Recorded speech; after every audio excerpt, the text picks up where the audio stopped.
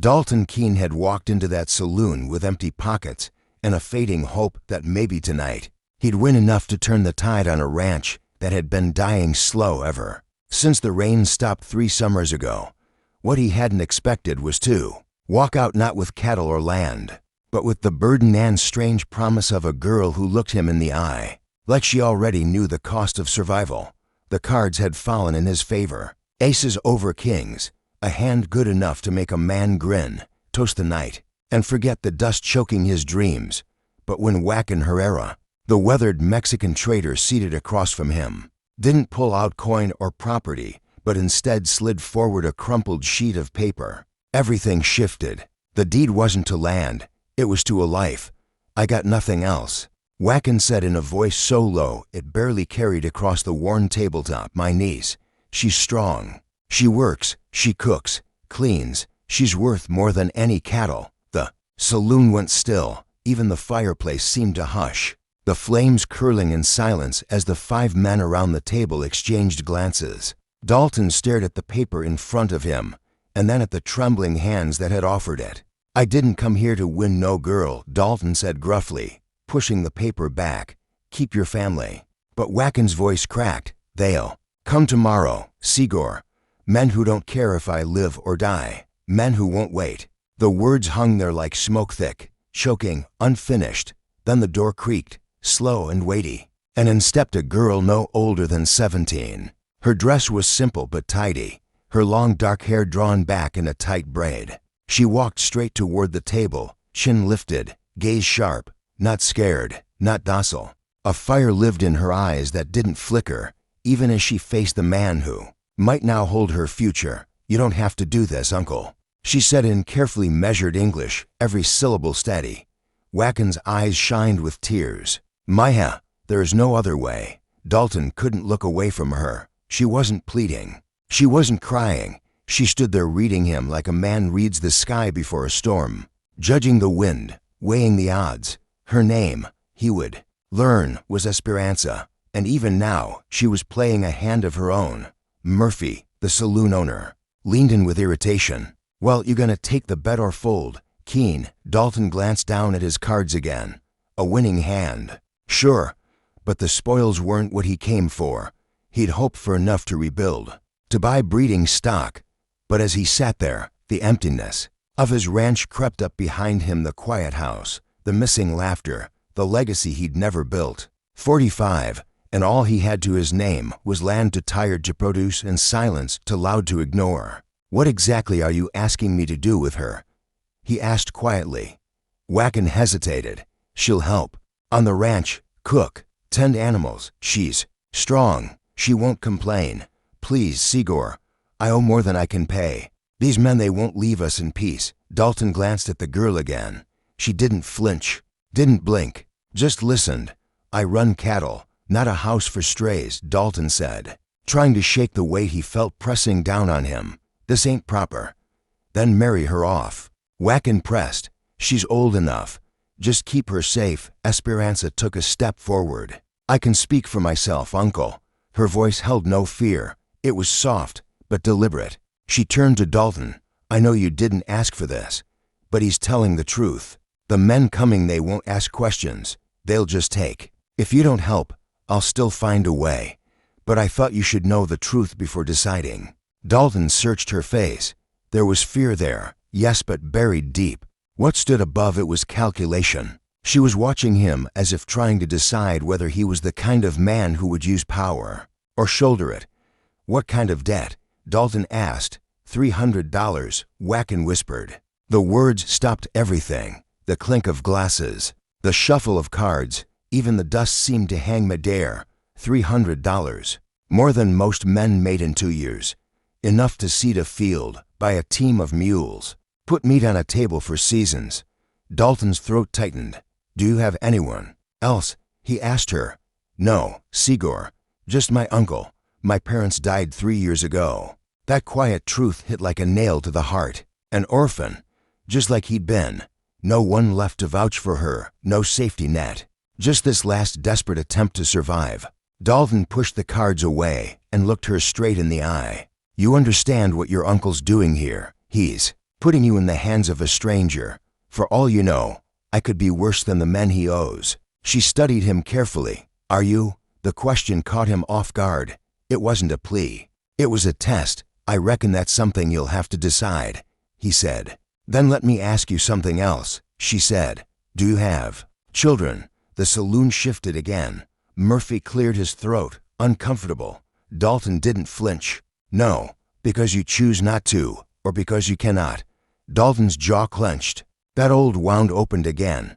"Because I cannot," he said simply. "My wife and I tried. For years. She passed 5 years ago." Esperanza nodded slowly. "Then you understand what it means to want something you can't have. To feel like your life's meant for something, but never see it come." The words hit deep. She was right.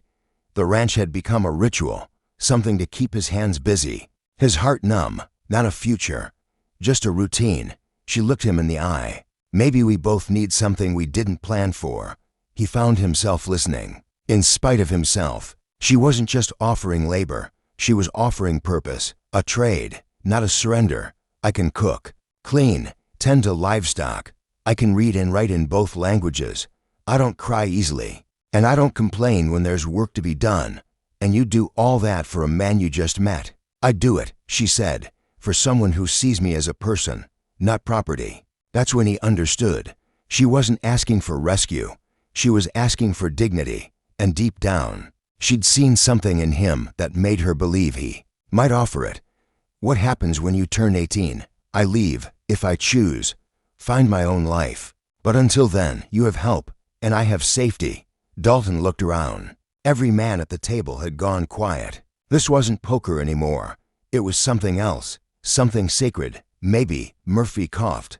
"Keen. You playing or folding? Dawn's coming either way." Dalton reached into his coat and pulled out his wallet.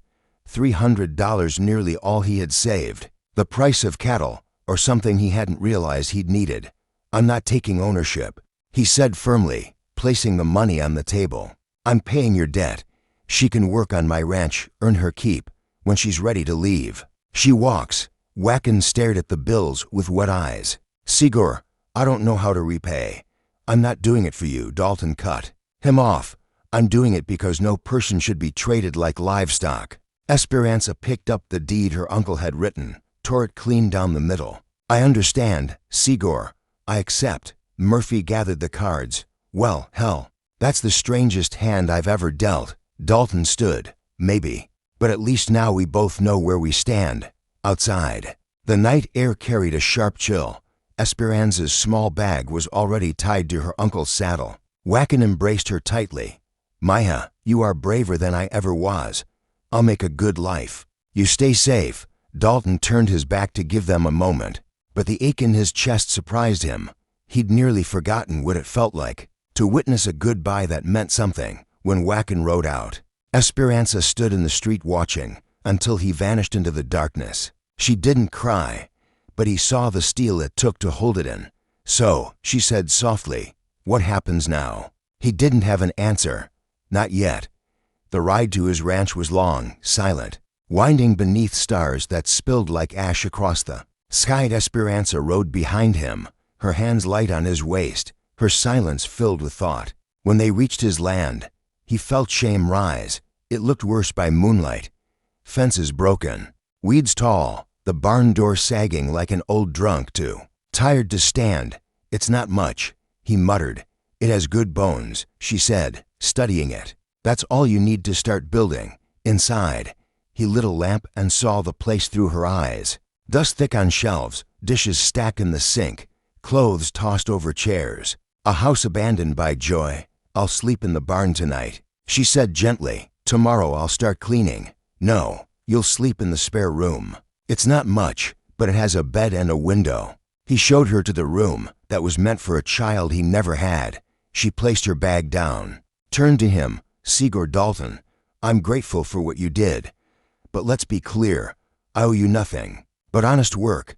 Her bluntness struck him again. "I wouldn't expect anything else. Good. I've seen what happens to girls in my position when men expect more. I'd rather face danger than live like that.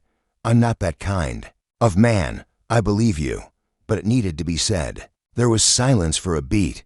"There's well water out back," he offered. "I usually eat at sunrise, but if you need time, I'll cook breakfast," she said. "What do you normally have?" "Whatever's around, beans, bacon. If I've got it." She nodded once, already settling in. Dalton stepped into the hallway, and for the first time in years, he felt something unexpected stirring in the quiet. Possibility. Dalton hadn't eaten bread in weeks, not unless he remembered to bake it himself, which he rarely did. So when Esperanza wrinkled her nose at his pantry offerings and said, "That is not a diet for a working man," he didn't argue. "Tomorrow, I'll see what you have and make something proper," she said with quiet authority, as if she had already claimed her place in the household. After she retreated to settle into her small room, Dalton sat on his front porch, the night air cooler than it had been in days. He rocked back in his chair, trying to make sense of what had just happened. Just hours ago, he had been a solitary rancher scraping by, living on canned beans, bitter coffee, and fading memories. Now, a 17-year-old Mexican girl, sharp-eyed and stubborn, was living in his house. She had negotiated her own employment, like someone twice her age, then turned his kitchen into something more than a place to reheat leftovers. What unsettled him wasn't just the sudden shift in his routine, or the strangeness of having someone else breathing under his roof. It was that, for the first time in years, the silence inside didn't feel hollow, her presence calm, composed, even commanding, had begun to fill the emptiness that had swallowed the place after Martha died. Still, something in Esperanza's manner tugged at him, the way she watched him, the measured questions she asked, how she seemed to understand more than she let on. There was a secret tucked behind her eyes, and Dalton had a feeling that whatever it was, it would shake his world before long. At dawn, he woke to a scent he hadn't smelled in over 5 years. Fresh bread baking. He pulled on his boots and followed the smell to the kitchen, where Esperanza was already at work, moving through the room like she belonged there.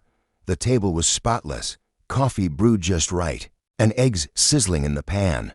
"Buenos dias," she said, not looking up. "I found flour and eggs in your pantry. The bread will be ready soon." "You didn't have to get up so early," Dalton said, pouring himself a cup of coffee. He was shocked by how good it tasted. "I always rise early. It is the best time to think clearly." She finally turned to him, fresh-faced and poised, as if sleep was a luxury she didn't need. "I've been thinking about your ranch." "What about it?" She nodded toward the window, where dawn's soft light spilled. "Across his land, you have good soil, clean water, but you are not using it well." "Why only cattle?" Dalton sat at the now immaculate kitchen table. "Cattle's what I know, what my father knew. But cattle need grass, lots of it. Water too. In drought, they die. You need to diversify." She set a plate in front of him, eggs and warm, soft bread that smelled like something out of a dream. He took a bite and closed his eyes in pleasure. "Chickens lay eggs even when it's dry. Goats eat weeds cattle won't touch and still give milk. A garden feeds you when money doesn't." Her words were matter of fact, but her tone was gentle, like a teacher guiding a slow but willing student. "You learned all this raising goats with your family?" Something flickered across her face. "See, among other things." There it was again, that shadow of a story untold. She continued briskly, "Your fences need mending, but the posts are strong. Your barn, yes, it leans, but its foundation is solid. You've done just enough to keep this place from dying, but not enough to help it live." Her accuracy stung. Since Martha died, that's exactly what he'd done, kept it breathing, nothing more. "You've got ideas." "I take it. I have many. But first, I need to understand, why did you stop trying?" The question hit harder than he expected. "I didn't stop, haven't you?" she asked softly. "You have good land. You paid a stranger's gambling debt. You know how to work hard. But you live like a man waiting to die." Dalton put down his fork, appetite gone. "Martha and I had plans. We were going to build something lasting, something we could pass on. But then, we found out there'd be no children. And so you decided nothing was worth building." He didn't answer. Esperanza studied him for a moment. "Can I tell you about my parents?" He nodded. "They never owned land, always worked for others. but they taught me something: creating beauty is still worth it, even if it doesn't last forever. They said the act of building something good proves it can be done, even if time or men or storms take it away. Her voice was soft but carried more weight than most sermons he'd heard. Dalton looked around his dusty floor, the plain walls, the cold corners. It had once been a home. Maybe it could be again. After breakfast, they walked the land together. She asked questions about rainfall, wind direction, soil depth. He found himself answering slowly at first, then more freely. Her intelligence was unsettling, not because it was sharp, but because it was focused, calculating. That spot near the house, she pointed, good for vegetables, morning sun, shielded from wind, easy to irrigate. You think all this can make a difference? I think we can, if you're willing to try. The word we stopped him. Why do you care? You could get a job in town, meet someone, start your life. She turned to him. Because I know what it is to lose everything and have to start over. Your parents, her lips pressed together. They didn't just die, they were killed. Dalton felt the world still around them. How? By men who wanted our water rights. We had a small farm. They set a fire, made it look like an accident. Her fists clenched, but her voice stayed calm. I was away visiting my aunt. When I came back, there was nothing left. Your uncle tried to help, he did, but he had no power, no money. He gambled, trying to win enough to fight back, lost everything instead. Now it made sense: the desperation, the hunger for control, the strength masked as teenage grit. So you're here to learn how to build something they can't take from you. That, and because I see myself in you, someone who stopped building not from weakness, but from fear. Dalton didn't reply. The truth was to Ra. If we do this, he said, and one day you leave Mary, move on, what then? Then you'll know you can keep going without me. That's what building something real means. 3 weeks passed. The ranch transformed. Fences stood straight. The barn no longer leaned. Chickens clucked in a coop near the garden. For the first time in years, Dalton woke up eager not just to survive, but to live. And Esperanza, she was the beating heart of it all. Then one afternoon, as they repaired the corral, Sheriff Tom Bradley rode up, his face unreadable. Afternoon. Dalton, he said, mind if we talk?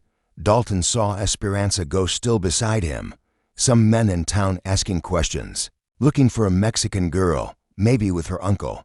Well-dressed, well-armed, making people nervous. Dalton's jaw tightened. What kind of men? The kind that carry federal warrants for murder. Esperanza's sharp inhale was nearly silent. There was a fire in Texas. Family dead. Land stolen. Took years, but the marshals think they've got enough now. And they think your girl here might have witnessed it. Dalton turned to Esperanza. Her face was pale, but her spine straight. They want her to testify, Bradley added. But they're afraid she'll run. And the other men? She asked. The ones who did it. Still out there. Still looking for you. Probably hoping to shut you up before you can talk. Dalton felt the gravity of it. Esperanza wasn't just a girl escaping debt.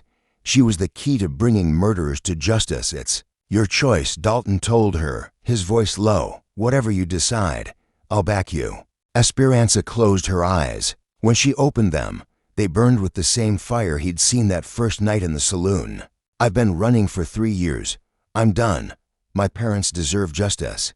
Those men deserve consequences. She looked at Bradley. Tell the marshals they can find me here. I'll testify. As the sheriff rode off, Dalton watched the horizon darken, not with storm clouds, but with the danger he now knew was coming. The killers wouldn't let her go easily. Their peace was over. But somewhere deep inside, he also knew that no matter what came next, they were no longer just surviving, they were fighting for something that mattered.